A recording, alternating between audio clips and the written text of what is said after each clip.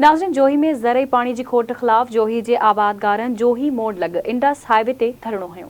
उन हवाले से वीडियो लिंक ते मौजूद है आवाज़ जो रिपोर्टर दानिश खुश्क। जी दानिश। अज बिल्कुल जोही में ज़रई पानी की खोट गैर मुनसिफ़ाणी विर्च खिलाफ़ जोही के हज़ारे आबादगारन ट्रैक्टर ट्रालियुनि डार्सनन ते चढ़ी दादू के इंडस हाईवे ते धरणो हणी रोड ब्लॉक करे छॾियो है। रोड ब्लॉक सबब कराची, हैदराबाद, लाड़कानो, सेवन, सखर ॿियनि शहरनि ईंदड़ विंदड़ जेके मुसाफ़िर गाड़ियूं उन्हनि जूं कतारूं लॻिजी वियूं आहिनि। हिते मौजूद आबादगारनि सां ऐं मुज़ाहिरीन सां ॻाल्हि ॿोल कंदासीं। संदन जा कहिड़ा मुतालबात आहिनि? तो जोही बराच जो रेंजर्स के हवाले कयो वञे, एरीगेशन वारा जेके आहिनि चोर सां मिलियल आहिनि, चोरनि सां नाजाइज़ आहे जेको जोही बराच मां शाखूं कढी ऐं ओलह तरफ़ काछे में आबादी था कनि। असांजो माल, असांजा बच्चा उन था, छाजे लाइ उन्हनि खे त MNA MP खे सॼी ख़बर आहे छाजे लाइ उन्हनि ते क़दम था खणनि।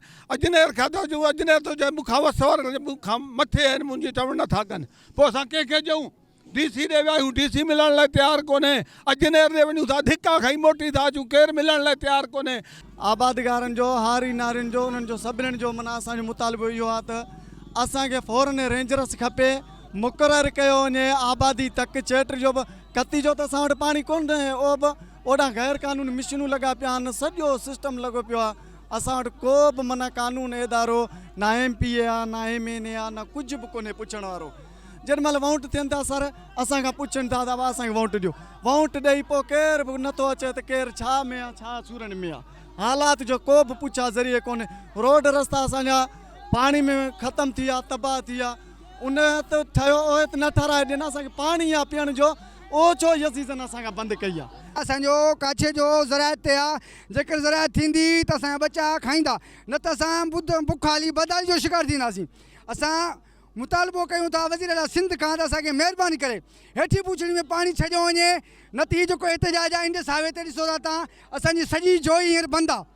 असां होटल यूनियन जो सदर मुमताज़ खोसो उन जी अॻुवाणी में बसूं भरिजी आयूं आहिनि। तव्हां ॾिसो हींअर त सॼो असांजो कारोबार जोही जो बंदि आहे। हिन हवाले सां असांजो बच्चनि जो गुज़र सफ़र हींअर बंदि आहे। जेकर असांखे पाणी न मिलियो, त थी सघे थो असां पाण खे साड़े विझूं।